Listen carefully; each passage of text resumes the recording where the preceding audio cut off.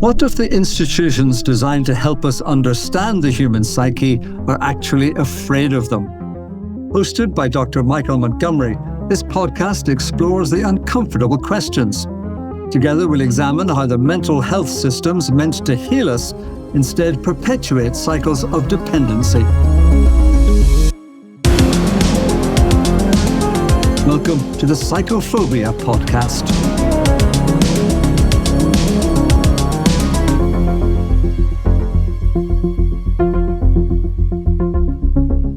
So, full disclosure, I was so keen to have things pucker for you coming on. You are episode 8.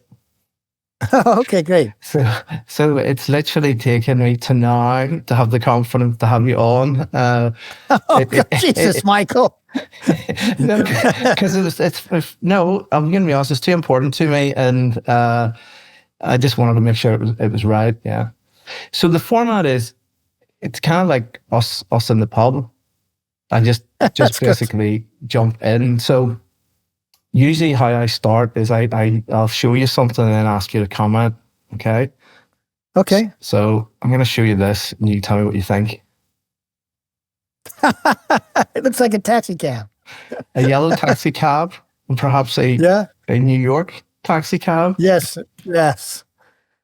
Well, of course, it stirs memories right away. I mean, I drove a cab at night in New York for 6 years.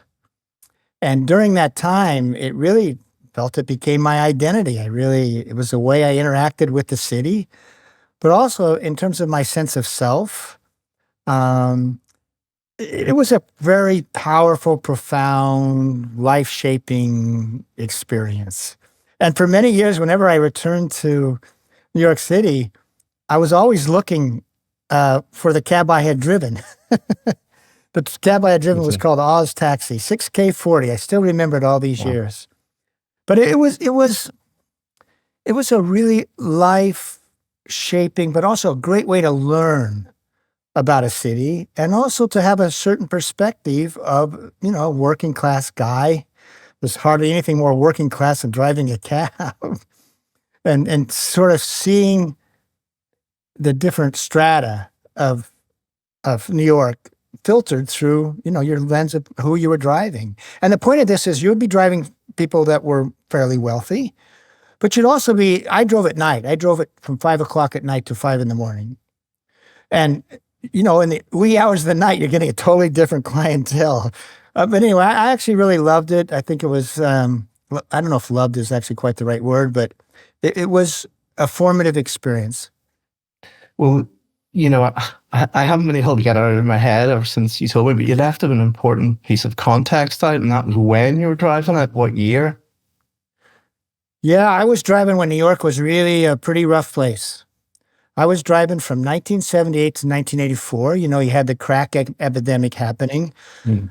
Now, I have to say it was, in its own way, it was a little bit romantic, because it was a raw city at that time. I suppose I'm not supposed to say this, but you had prostitutes on the streets. There were corners where people were selling drugs, heroin, whatever it might be, crack, etc. There was a fair amount of crime. I mean, I was stuck up a couple times, and I had other difficult moments. So that time was a time when New York was, how to put it? It was struggling in many, many ways, but it's also so alive, so diverse, so filled with energy and excitement and clubs and that sort of thing. I go to New York now and it seems tame, all these sort of brand name stores and that sort of thing. Back in 78, 84, you had a lot of just mom and pop stores, that sort of thing. And it was a real competition. This is really interesting. So I didn't have a radio. I was just cruising the streets, which meant as you cruise the streets, you were constantly in competition with other cabs for whoever, hailed you, that sort of thing. It was quite a vigorous 12 hours, let's put it that way. It's fascinating. And the other detail that I was struck by was there was no partition. No. So what happened is this I think is key to my experience. When I first started driving for a union shop, and they always had the partitions, okay? And Now, the partitions supposedly were protecting you from any sort of harm, or at least limiting that, but it also actually separated you from the passengers because, there was this thing, you didn't have much conversation with them. But there were also people who had medallions that were individually owned. Like the cab that I eventually drove for the longest time, he owned one cab. And they were not required to put him in a medallion. And during the day, he liked to drive without the partition because it was just a way to be more in touch with the passengers.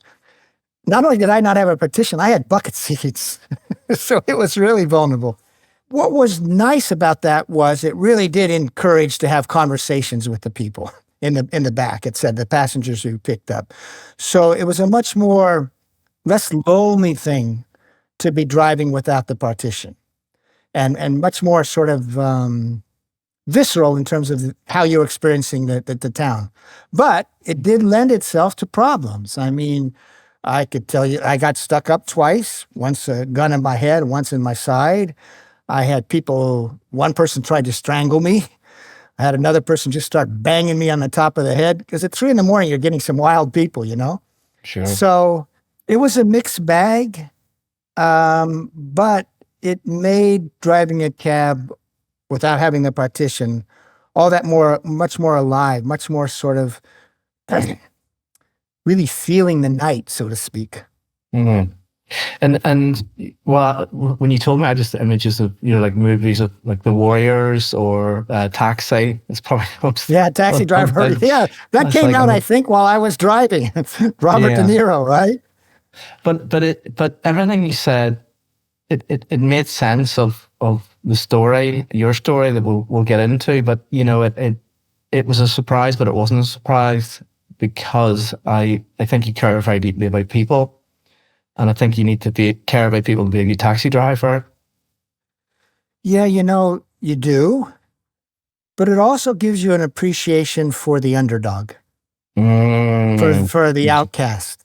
Okay. For the person who's not, because the person who's not part of the sort of regular society, so to speak, which is, of course, is the movie about the taxi driver. But it gives you this feeling of being an outcast. And Michael, I wasn't really raised to be an outcast. That really wasn't my trajectory in life. It almost was a choice to become an outcast.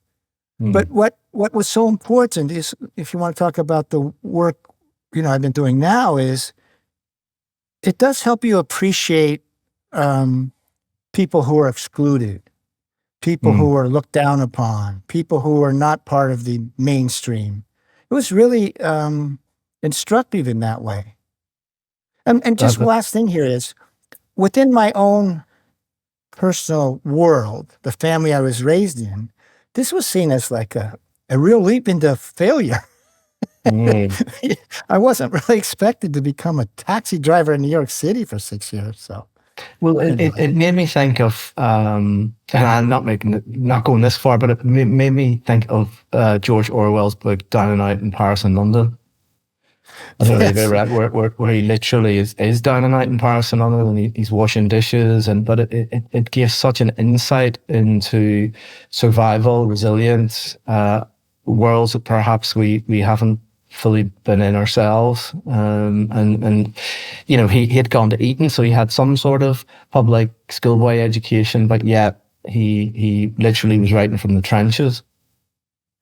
I think anybody who has had a little bit of time in a down and out job, they remember it well, and they will find it instructive.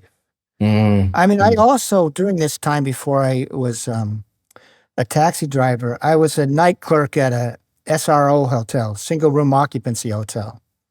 And that was a hotel in New York City for people who had come out of prison, drunks, hookers, that sort of thing. It was part of that down and out experience, which in essence I was chasing for a time. For yourself, or to understand? I think I was doing it for two things. One, to understand, to expand my interaction with the world, with society, or expand and who I interacted with. But also as I think a challenge to myself to see how I would fare in these situations and how I would respond and would I become, and even here's the thing, go back to when I was a night clerk. When you're a night clerk, so I would be on from 11 o'clock at night to 7 in the morning. And a lot of people would come down and talk to me. Girls who were prostitutes, alcoholics, people out of prison. They all had stories, right? And if you don't hear their stories and you don't have an individual telling you that story, it's so easy to sort of discount people who have fallen in this way or have had these difficulties. But when you have an individual at 3 in the morning telling you the story, it's just a human being now who's in a certain situation, right? And you see them now as an individual. You can be empathic. You can say like,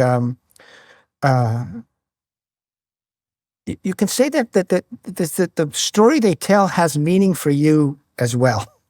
You're not just listening. It's starting expanding your understanding of how people move through the world.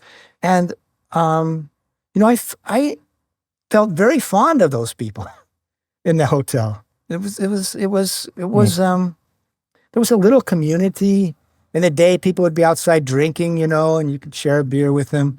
But it was a way to expand my horizons in terms of who was in my social world.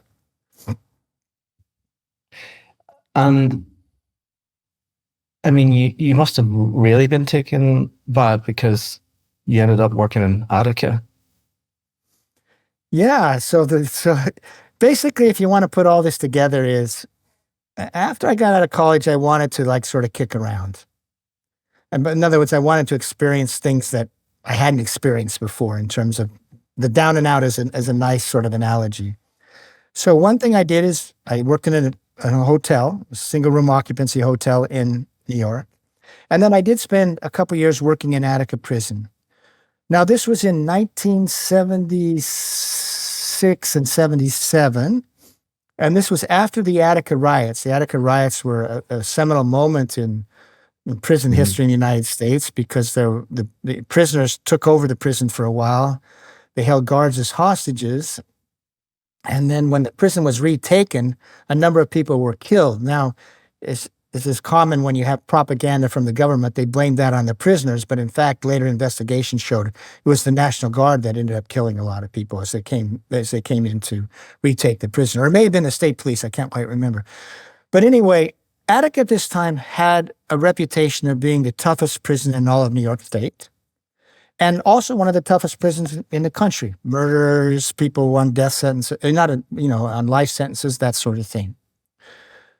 Now, I was brought in as part of a reform effort after that prison uprising. And the idea was that I would run a tutoring program where I would take prisoners with high school degrees and train them as tutors to help those who couldn't read or didn't have high school degrees learn to read and get their high school degrees. Now, again, I was young. I was like 20, what was I when I first went in there? 23, something like that. And naive, okay? And suddenly, what was really interesting about this job is it really was seen as a program for the prisoners that they would feel proud of, okay? And I was enabling a prisoner-run program for education.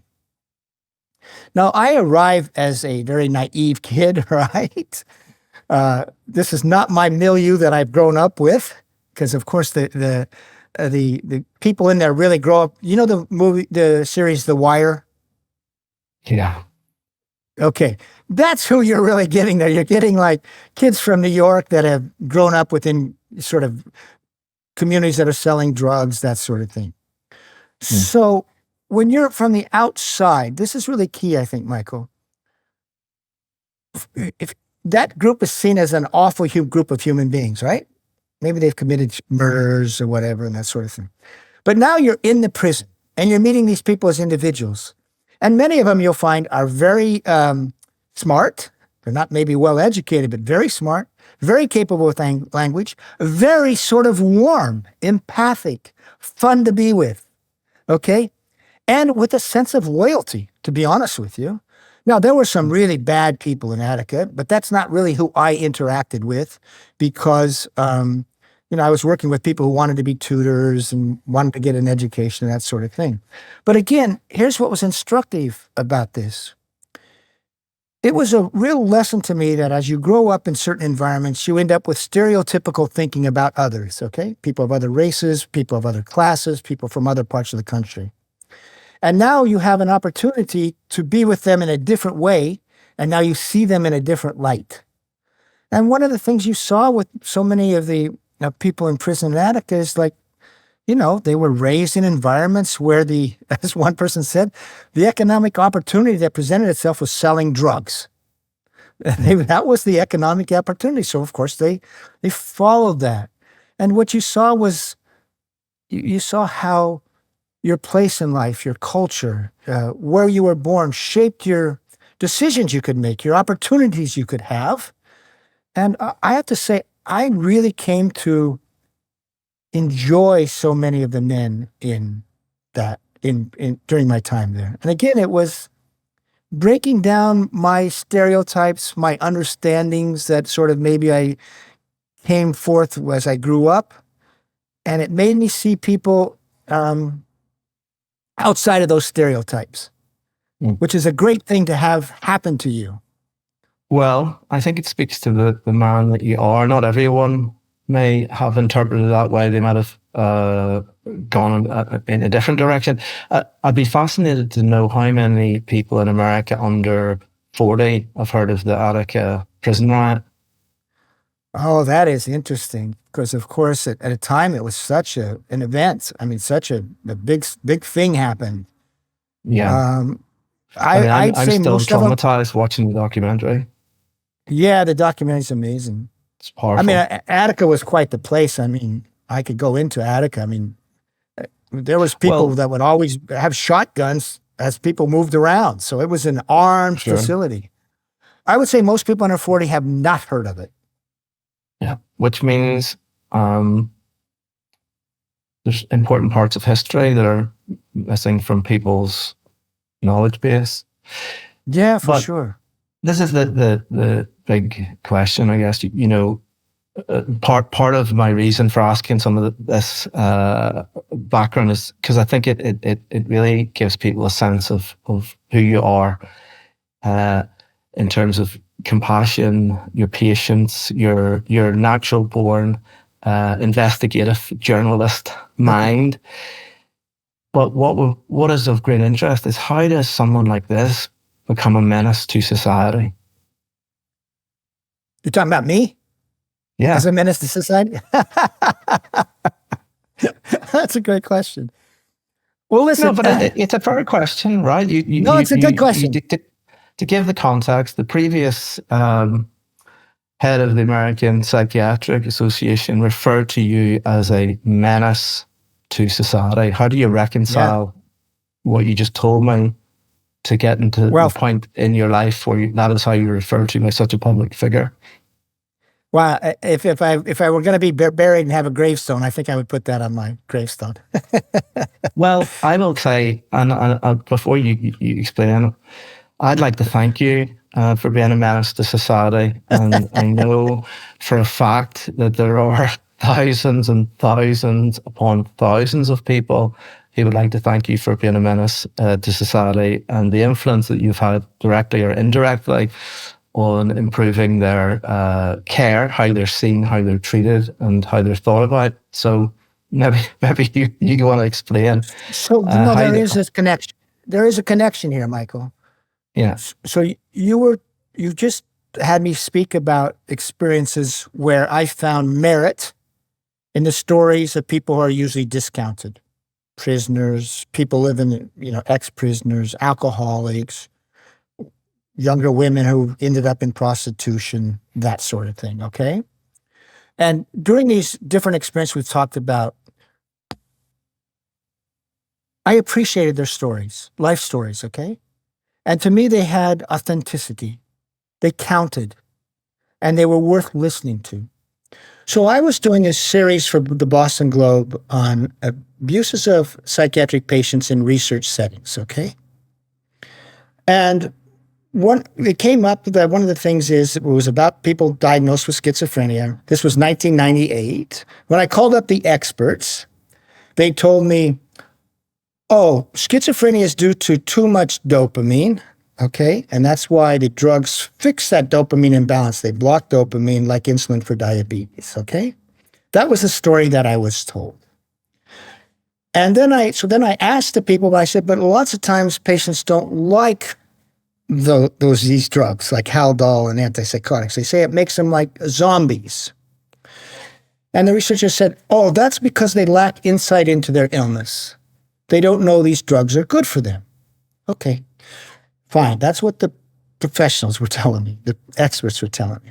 So then I called up people with this diagnosis, and including a group called Mind Freedom, which had its roots as a psychiatric survivor group. And I asked them about this. I said, why don't you like the drugs? Okay. And they said, listen, first of all, you need to do some research. These drugs aren't fixing a chemical imbalance. Second, we'll direct you to some research that shows they're shrinking our brains. And third, we'll show you that it does make us like zombies. It removes the capacity to feel the world. So now all of a sudden I had two stories, okay? I had a story from the experts saying that we talked about schizophrenia, that it was due to a dopamine imbalance, too much dopamine. They needed the drugs like insulin for diabetes. And the reason they didn't want to stay on the drugs is because they lacked insight into their illness, okay? But now when I talked to a lot of people who didn't want to be on the drugs, they gave a very different explanation of how the drugs made them feel. Didn't make them feel normal, made them feel like, like zombies. Sometimes they couldn't read. They would have shakes. They'd have Parkinsonian symptoms. When I was talking to David Oakes, he said, you got to look at this research that shows that it actually shrinks our brains. And find out where we actually are seen to have too much dopamine. So they had a different narrative, okay? There was the narrative of people with lived experience and the narrative from the people with the professional degrees, the academic psychiatrists. Now, the reason that I then wrote a book called Mad in America was I was open to believing, or to at least examining, the validity of this patient's story, okay? What were their story? Did it have some validity? Did it have some reason behind it? And what I found when I did Mad in America was that, in fact, the dopamine imbalance story had pretty much been discredited by 1998. And that, if anything, outcomes for people with schizophrenia were worsening, okay? So I had two narratives. And what I found, frankly, was there was more truth with the narrative from those with lived experience than the narrative that was being told to me by the people with power, with prestige in our society. Now, all those other experiences is what made me open to hearing this story when I interviewed people with this diagnosis, okay? Because I wasn't going to discount their lived experience. I wasn't going to discount how they, how the drugs affected their lives and how they reacted to it. So it made me open to that. Now, I became a menace because, in essence, what I found was there was more merit, in terms of which was actually more consonant with the actual science, with the story being told by those being treated as opposed to those who were doing the treating. Okay, so now I told a story saying, look, your own science is not supporting the narrative you're telling to the public, okay? And once you challenge a narrative that is being pitched to the public by academic doctors, et cetera, right? They're not going to be happy with you, especially if in your telling of the story, you can make a scientific case of their own science that undercuts their narrative, which is what I did. And that's why I became seen as a menace. But it's a hell of a thing to label somebody when they're just asking for more attention to the data, right? I mean, it's fair to say, and you can tell me, there was no agenda there. My understanding of it was you were perplexed by some of the data you were reading, particularly in developing countries as well. Is that right? Yeah, this is really important. So I did have these two narratives, okay? But then I came upon two So the conventional narrative is that we were making great progress in treating, quote, schizophrenia, right? We discovered that the chemical that caused the problem, we had drugs that fixed that. That's a story of great medical progress. And of course, this is after the atypicals come, these breakthrough medications. That's a story of great medical progress, right?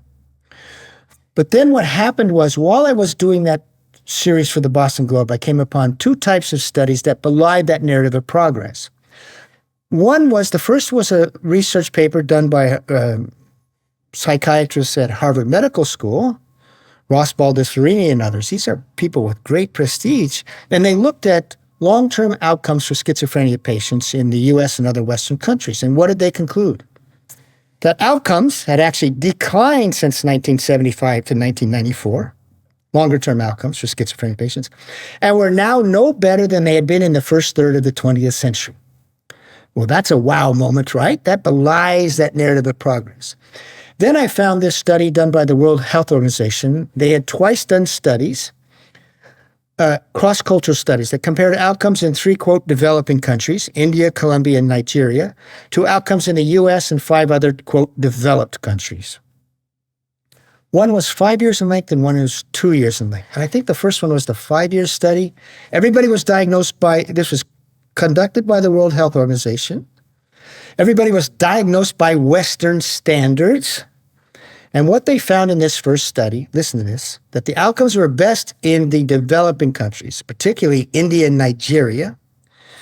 And the outcomes were so different that the World Health Organization investigators concluded that living in a developed country is a strong predictor you won't have a good outcome if you're diagnosed with schizophrenia. Okay? So now again, this is belying that narrative of progress. So I called up people and I said, why are outcomes better? The experts, I called them. Why are outcomes better in India and Nigeria than in the United States with all our modern medicine? Oh, they said, it's not that the medicine is the problem, it's that the social factors. We don't support people right, and stigma and all this sort of thing. So they placed the blame outside their medical treatment, okay? So then I looked at the second such study, because after the first one, the World Health Organization investigators said, well, they floated a hypothesis. Maybe the reason for the better outcomes in the poor countries, the developing countries, is that the patients were more medication compliant. They didn't resist taking their antipsychotic medications. Now, that's a valid hypothesis. If the medications are seen to be so key to long-term good outcomes, then medication compliance should lead to better outcomes, right? So they measured medication usage in the second study, and here's what they found. In the country, specifically in India and Nigeria, which had by far the best outcomes, they used the drugs acutely but not chronically. They didn't keep people with schizophrenia on the medications long term. They used them to stabilize during the acute period, but then they didn't maintain it. So what you saw in the WHO studies was much better outcomes where they used the drugs acutely, not chronically, whereas the thought in the developed countries, the US, was, oh, you need to stay on these drugs for life because they fix the chemical imbalance. That's the narrative. So those two studies completely belied a couple things. One, the narrative of progress, but two, apparently was the very thing I had been told, people have to stay on these medications because they're fixing the chemical imbalance, didn't show up as true in the World Health Organization studies. So now if you want to say how I exited that time, I had this in my mind. I had come into that series a believer in the conventional narrative. We're finding out these mental disorders are due to chemical imbalances. We have drugs that fix them, and a great progress. That's how I entered that study, doing that series for the Globe. Then I heard another narrative from people with lived experience, psychiatric survivors. And now I dig into the science, and the very first thing I'm finding is two studies that completely belie that narrative of progress that I was hearing from academic experts. And that's why I basically got a contract to write a book that looked at the treatment of the seriously mentally ill from colonial times until today. And during that thing, I kept comparing what is the narrative being told by the practitioners compared to the narrative being told by those with lived experience. And where do you see where is science siding with these two narratives? And over again, there was science actually was siding with the narrative being told by the people with lived experience, the patients, as opposed to, the treaters, the psychiatrists. And so I think this is really important. I did not come with an axe to grind. Which is, I think, if the medication worked in all cases as well as it was claimed, you probably wouldn't be doing this work at all. Not right? at all. No. I think this is a very important point that people forget. It's like, especially people at the front lines, they want anything to work. It's not that they're against. It's like, if it worked, and there are times when it does work, right? But for sure, I think it's the way it is administered is really under question. But when I was doing a little bit of deep diving into your work, I think your work got stronger because you got pushback.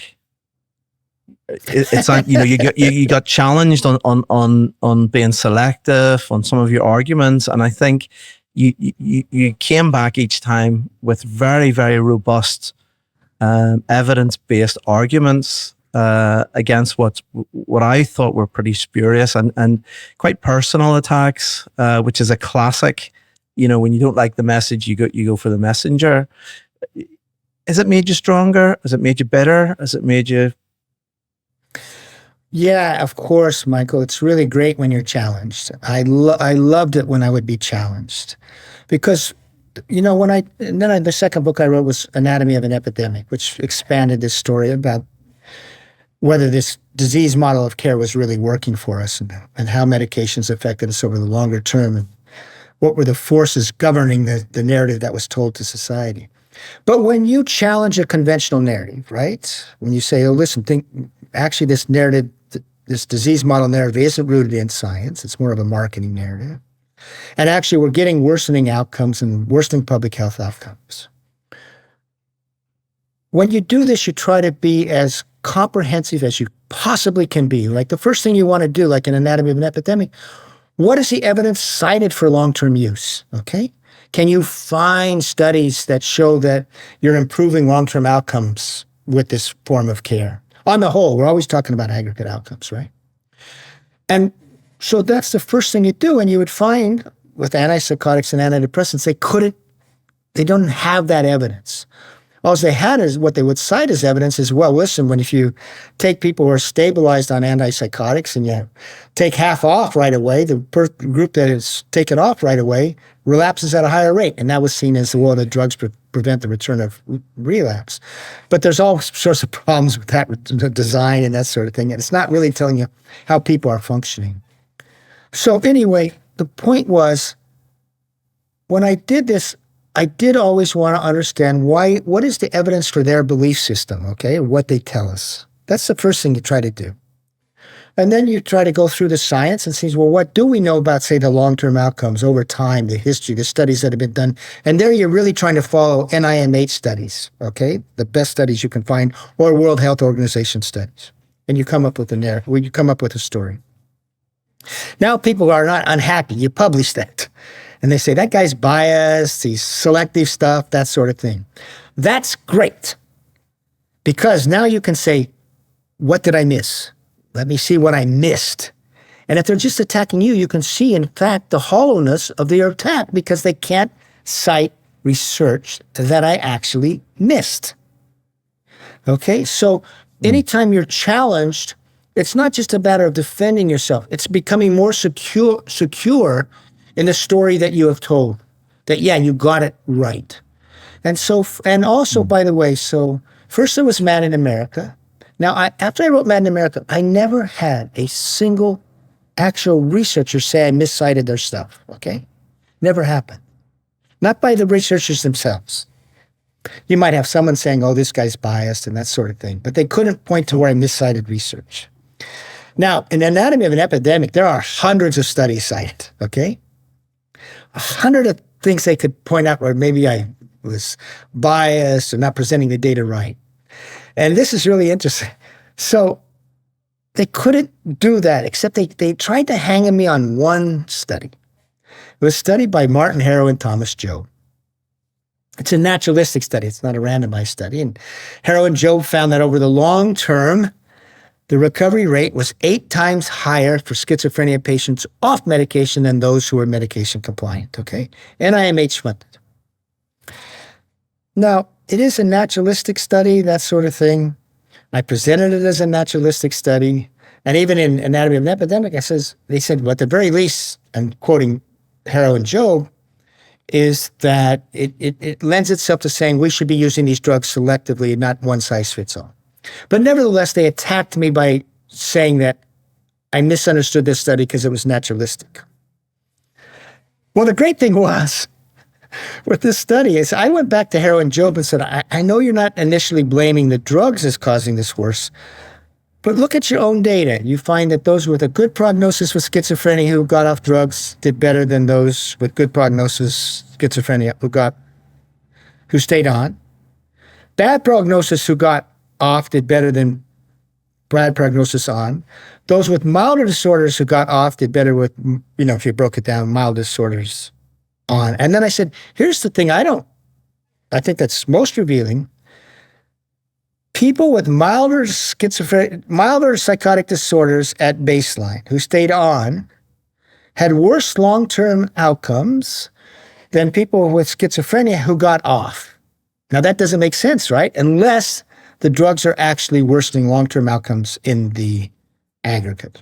So Harrow-Jobe actually went back to their own data and said, Whitaker actually showed us something about our own data we need to investigate. And they said Whitaker was right.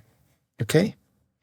So why did this make me stronger? Because this was the moment of they were trying to attack me, saying I got things wrong.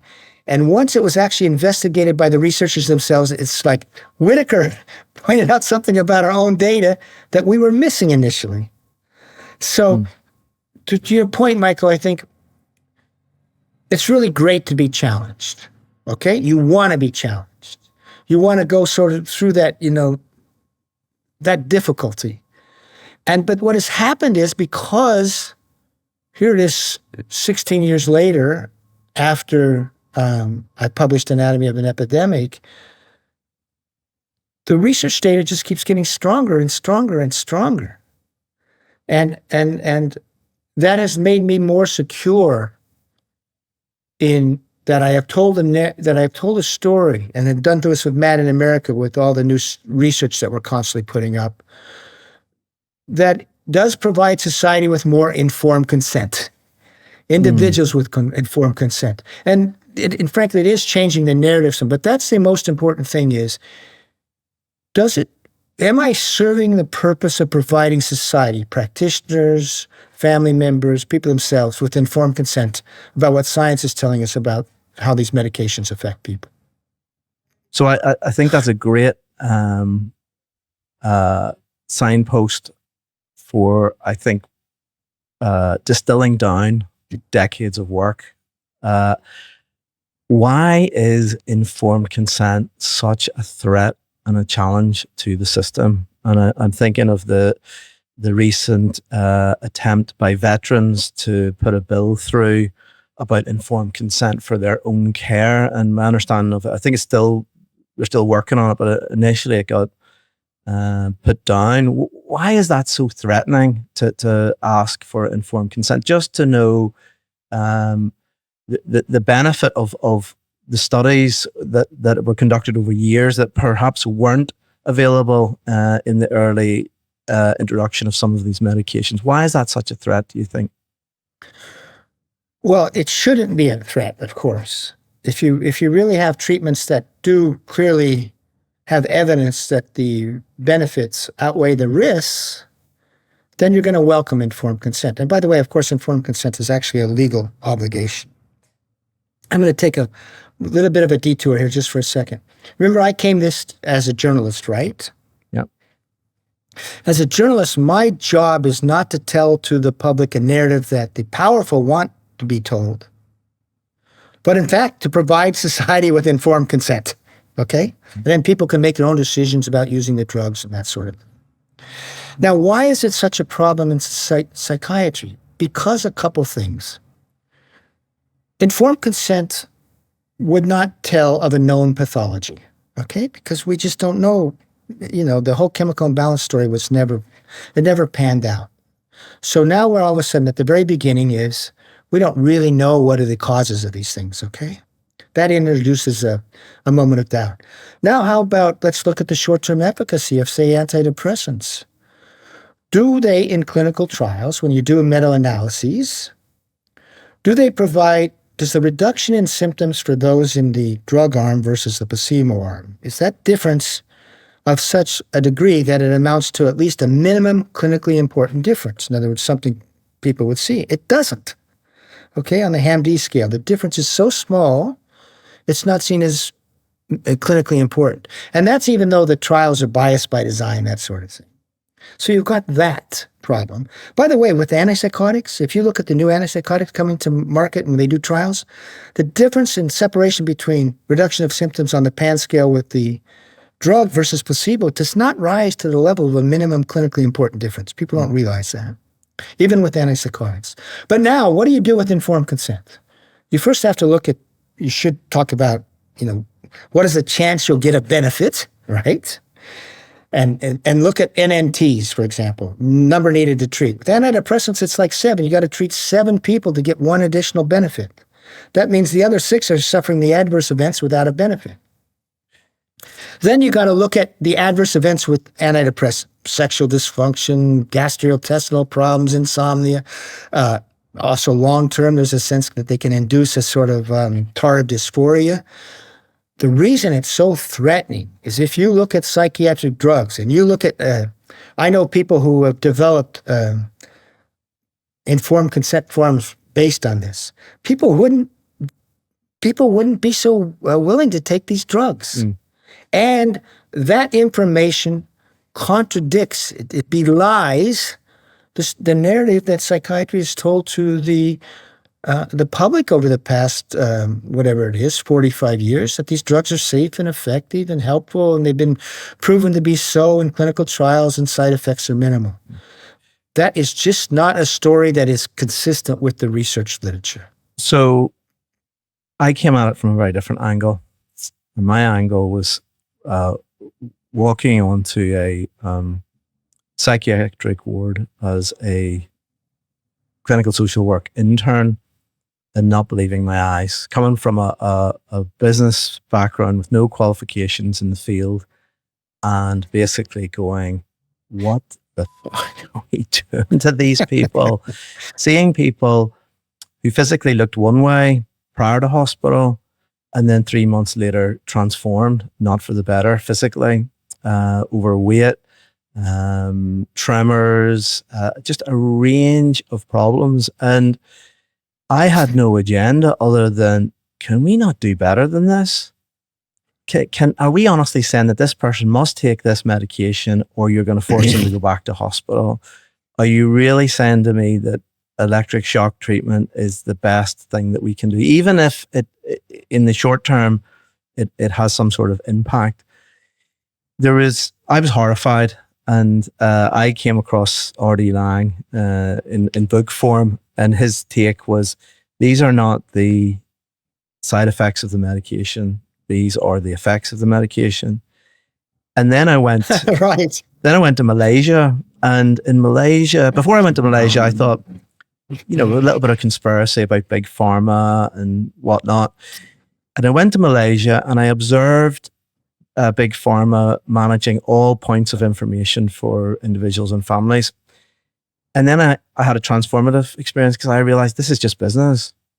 This is a new market. We're going to market to it. We're going to expand. We're going to target children. We're going to target geriatrics. It's just business until you put the human back in, right? It's a bit like the opioid crisis. We're just trying to get numbers until you put the human back in, and then there's tragedy. I heard a comedian recently, I think her name was Ruby Senek. She said that psychiatric medication, she was put on Lexapro when she was a teenager, and she said it took away her suicidal thoughts, but it also took her capacity to have an orgasm. So she describes it as it's not science, it's magic. Rumpelstiltskins would say, magic comes with a price, right? So it's like often they will talk, if you take ECT, they don't actually know why some of those effects happen. Some of these medications, they don't know why they're doing what it's doing, but some of the side effects are severe and brutal and life-changing. And I think my issue is we don't respect medication. To respect medication, you need to know what it does, both of benefit and the negative. And it's kind of why I'm using this word pharmakon, this Greek word. It's both a poison and a cure. And I think you and I think it's fair to say, correct me if I'm wrong, we're not medication abolitionists by any means. We recognize that for some people, particularly in the short term in crisis, it can be life-saving. But we're talking about what are the longer term implications, and also not having it as first point of call. So a real rub here when we talk about psychosis, every person I've ever met with first episode psychosis, it's never been an issue, right? And it's rarely led to medication. But the rub is nearly every one of those people I've seen outside the normal system. So it's been, for example, I've been in living in another country, and I get a phone call at 3 a.m. from a fellow expat who says, "Well, I think my wife's losing her mind," or "My son's getting into it. Can you come and see them?" So it would be a first port of call would be me, and I'm going to engage with that in perhaps a different way than an ambulance arriving, a fire truck, a police car. It's more a environment of holding and normalization and helping someone understand that it's okay, right? This is a temporary experience. It's probably stress related.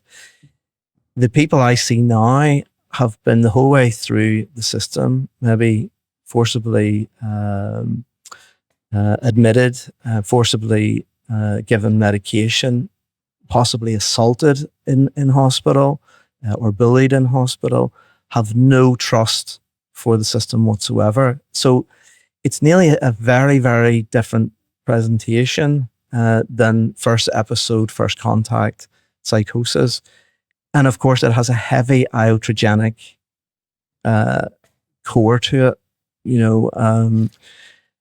Middleton said a couple of years ago, with psychosis, and I use that term broadly to mean sort of any elevated state, it's not so much the experience, but how everyone around you responds. And I think that's quite powerful. And probably the biggest response is the medication in the short term. So, people refer to you as the father of the movement, which I think is fair. And, again, I don't think we can express enough gratitude to what you've done and what you've created. But where are we, Bob? You've dedicated decades. I've been working on it for decades. Where are we today, and what is the message that we really need to try and communicate? That's a really good question. Just to circle back just a bit, the problem is we got a form of care that was driven by two impulses. One was pharmaceutical money, building markets, okay? And of course, with their financial prowess, they can really shape narratives. The second problem was we had a guild, American Psychiatry, that wanted to present itself as treating diseases of the brain. So they also had a narrative that fit in with the pharmaceutical narrative, and they adhered to that narrative even when their own science didn't support it. And the problem is, and I just want to go back to the drugs, just because the drugs don't fix a chemical imbalance, you can still have a question about best use of drugs, right? For whom and for how long, right? And at what doses. But that got lost because once they got into this chemical imbalance story, it was, you got to take these drugs for life. And the second thing is, it's such a tragedy what you're speaking about. Because with this narrative we have now, you have a first time of difficulty, call it a psychotic break, maybe a manic episode. You're now diagnosed with a chronic mental illness, basically, right? And you're basically go down this path where you're going to be on drugs for the rest of your life. And we know that comes with all sorts of impairments. But what you saw in Malaysia and all is so often these are episodic problems, right? People would have a time of difficulty. So we have a form of care that transforms what could be episodic problems into chronic conditions, and that is so tragic. So where are we today? Can we just pause on that? Because I think that is a Yeah. huge... Just say that again, would you? We have a form of care that transforms what so often could be episodic difficulties into chronic conditions, into chronic lifelong conditions. So you sort of... I would concur. It's very reductive and simple, but I would concur. I mean, that's a powerful, powerful statement. And it's going back to those first episodes that I experienced. They weren't such a big deal, right? We all get into difficulty, at a greater or lesser extent. Sorry, I just wanted to reinforce that because I think it's, you distill it down to something that's deeply important. And by the way, what we have with the open dialogue people in northern Finland, when they reconceived it not as a chronic disorder going back to the 1990s and didn't immediately medicate everybody, what were their 5-year results? They did a lot of psychotherapy, family work, etc. What were their 5-year results with first episode patients? 80% at the end of 5 years were working or back in school and asymptomatic, okay? In other words, they had a time of whatever you want to call it, schizophrenia or psychosis. That showed exactly, there was like 15 to 20% of those first episodes, for whatever reason, went down a more chronic course. But if you were to talk to the people who were involved in that, going back to the early 1990s, they said, by not immediately medicating and seeing it as more of a manifestation of the disruption in their own life, we reimagined what was possible, and sure enough, so often these were episodic problems, okay? So that's exactly, that's like a scientific confirmation of what you're saying, okay? And they did this for study after study. Where are we today? On the one hand, there's a reason for optimism. The chemical imbalance story has fallen apart. There's an acknowledgement that the diagnoses in the DSM have not been validated as real diseases, okay? So, and you can go into the research literature and people are admitting we don't have any evidence we're improving long-term outcomes. Now, the researchers who have done this, by and large, seeking to sort of defend psychiatry, they don't want to say we're doing harm, as if there's equipoise. But they admit they can't come up with evidence that they're improving on the natural capacity to recover. And there's a man named Nasser Ghami, who's a very famous psychiatrist, mood disorders guy, who wrote a paper a couple of years ago looking at this. Do we have any evidence that these drugs improve long-term outcomes? He said no. He sort of said lithium may be different because it reduces suicide, in his opinion. But he said because of that, we should be using these drugs in as low a doses as possible and as short a time as possible. Now, that's a big change from keep people on these drugs for life, right? He's including antipsychotics, by the way. So I think we know the drugs, we know the DSM disorders haven't been validated. Chemical imbalance story has fallen apart. We know that outcomes, long-term outcomes are not good. And by the way, the head of JAMA Psychiatry, Dost Unger, published a piece, I think it was last year, saying, we have to admit that outcomes have worsened in the last 20 years for those with major disorders. The burden of mental illness is going up.